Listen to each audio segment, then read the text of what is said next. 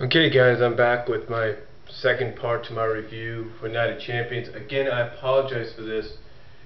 The reason being is because right now I don't know if it's a system still, if it's a side issue or part of a side issue, but my main channel doesn't have its unlimited time loading anymore, so I can't make videos longer than 15 minutes, so you're going to have to deal with me here on that. So I apologize.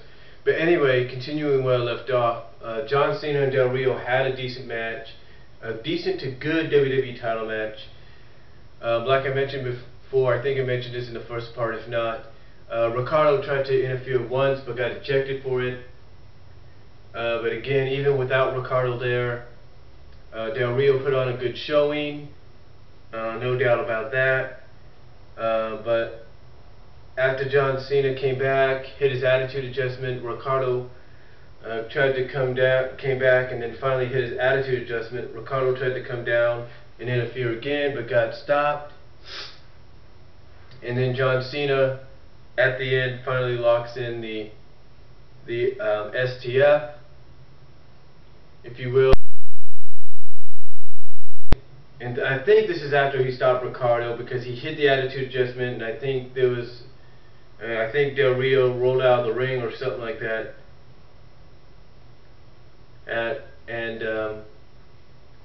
Or something, and then Ricardo came down, and like I said, John Cena stopped him, and then he locked on the STF. And now Del Rio tried his best, give him credit, to fight out of it, but couldn't fight out that much longer, and ends up tapping out. So Del Rio loses the title to John Cena, who becomes a 10-time WWE champion.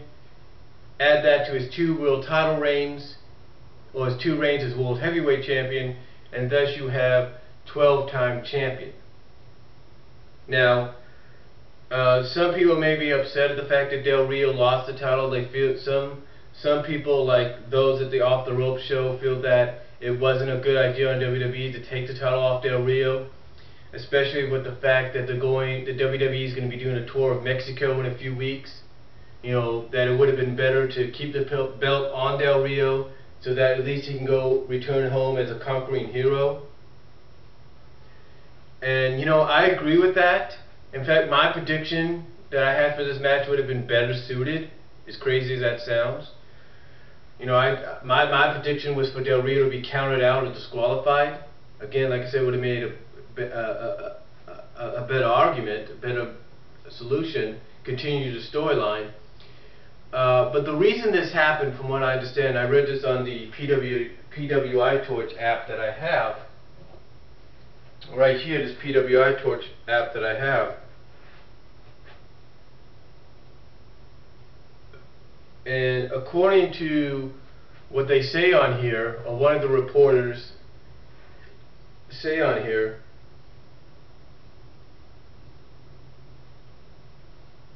I think it's Keller that says it here on the PW Torch.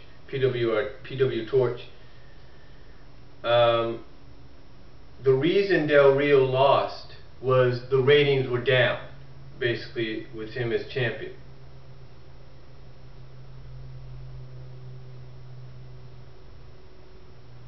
It says here, because Keller gives it 3 stars, he says, quote, and this is from the Keller guy, Wade Keller, I believe, at PW Torch.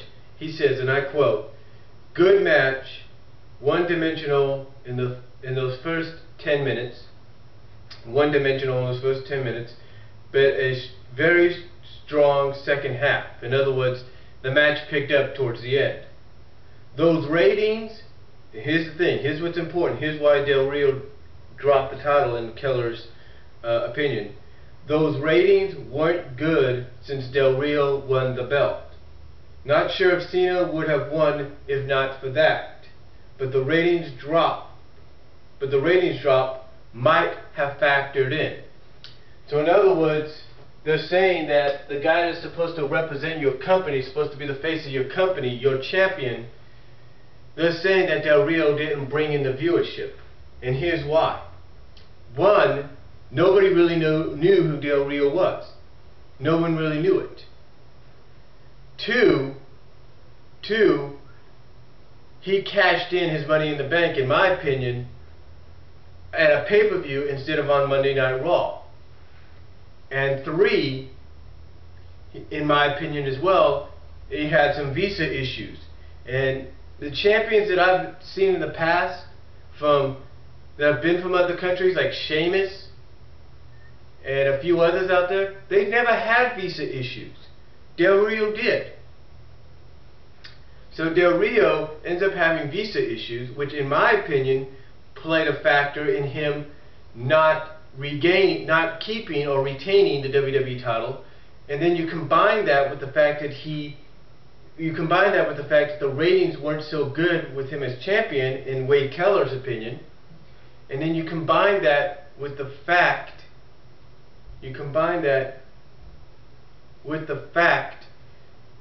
that he cashed in Money in the Bank on a pay-per-view. Now here's why I think that kind of factored in when it comes to the ratings dropping with Del Rio. One, anytime somebody has cashed in the recent years, has cashed in the Money in the Bank briefcase, especially on the Raw side of things, it's been on Monday Night Raw. It's true. It's been on Monday Night Raw. Miz did it last year. Okay? Miz did it last year. Swagger, I think, did it last year. You know, when he won Money in the Bank at 26, he did it that week on SmackDown. Again, Miz did it on Raw months after he won it. Punk did it on Raw.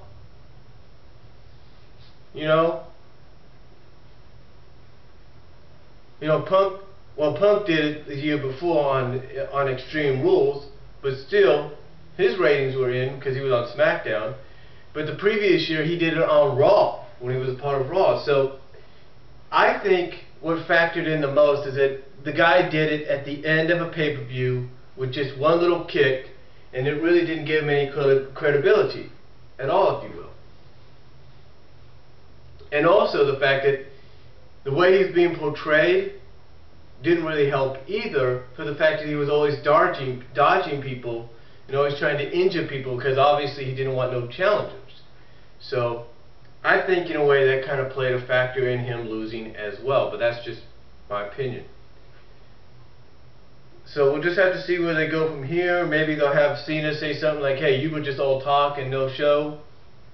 We'll just have to see what happens. And you know what would surprise me, honestly, folks, is if they end up doing a Ricardo Del Rio feud out of this. That would surprise me, but I don't think so. Now, the final match of the night, of course, was the no disqualification match between Punk and Triple H. Punk and Triple H. Now, some people have their opinions about this match. Some feel that it wasn't the best no disqualification match, that it was just, some feel that it was just a mess. Some feel it was unorganized. To me, I thought, and this may sound crazy, I thought it was a good no disqualification match. I thought it was good, especially for the fact that Triple H, this was Triple H's second match this year. His last one being a no holds bar match, basically a no disqualification match against The Undertaker at WrestleMania. So anyway, I thought it was a good one. I mean, they went back and forth. They fought all over the arena near the entranceway. I thought it was pretty good. The ending, I think, kind of threw people off because they weren't really sure what was going on. Because the ending had The Miz and R-Truth come out, and I mentioned this in part 1 of my review. They came out to attack Punk and Triple H. Now, after hitting the skull-crushing finale and the lie detector, if you will, on both men, they pull an unconscious Punk, or down Punk, on top of Triple H to try to get him to win. But Triple H kicks out, so it doesn't work. and they get upset with the referee, and the referee ends up fighting back because the referee is a former wrestler, him being Scott Armstrong. But he ends up getting beat down for his trouble, overmatched and beat down for his trouble. Then John Laurinaitis comes down to try to get another referee in there after after what happened to Scott Armstrong. But as that's occurring, Triple H and CM Punk end up attacking Truth and Miz and take them out.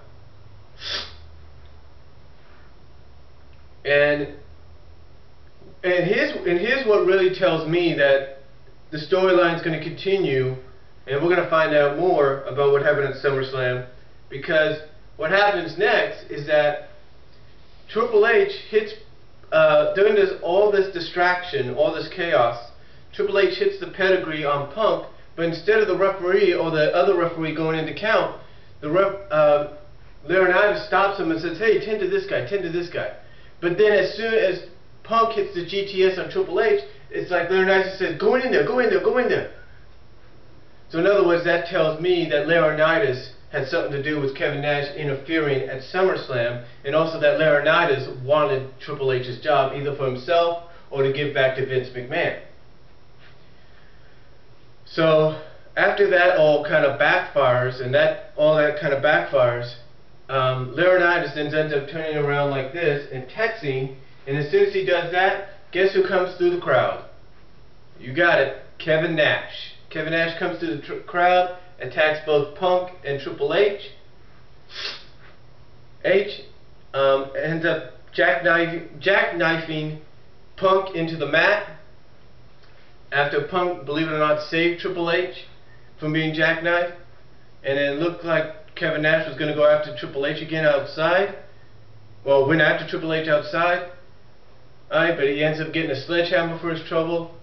And then Triple H gets back in the ring, hits a pedigree on CM Punk for the 1, 2, 3.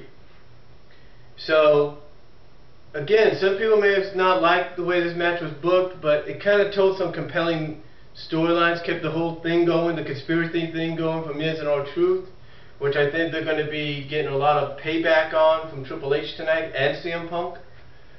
But also, it tells a compelling storyline of the fact that it was Laurinaitis, possibly this whole time, along with Nash, that planned out the SummerSlam deal, and that Laurinaitis wants Triple H out as COO, so either he can get that title, or he can give it back to Vince McMahon, so that, in my opinion, storyline-wise, Laurinaitis or Vince McMahon can finally finish what they started after Money in the Bank, and that's fire CM Punk and possibly, and I know it sounds, nobody's going to like to hear this, fire John Cena.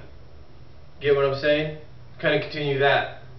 So, overall, my thoughts on it, I thought it was a decent and good pay-per-view, worth buying, worth watching. So, the only two titles that changed hands, obviously, were the World and WWE titles. So, overall, decent pay-per-view, decent to good pay-per-view. I'll give it an 8.5 out of 10. I know some people may say it's a little high, but that's what the rating I would give it. So if you can check it out, download it if you want to, order the replay, but definitely worth watching. I'm definitely going to be rewatching it, not ordering it or downloading it because I recorded it, and I'm definitely going to be rewatching it over and over as much as I could, or watching certain parts of it. What's funny about that is because I ended up watching the first 75 minutes of it before I went to a barbecue at my older sister's here in town, and then I ended up coming back and watching where I left off during the replay, which was the Mark Henry-Randy Orton match. So, again, a decent pay-per-view, decent to good pay-per-view, 8.5 out of 10 rating, 8.5 I should say out of 10 rating. Definitely check it out. And I'll talk to y'all later. Comment down below if you like and tell me what you think. Do you agree with what I said? And that's all I'm going to say.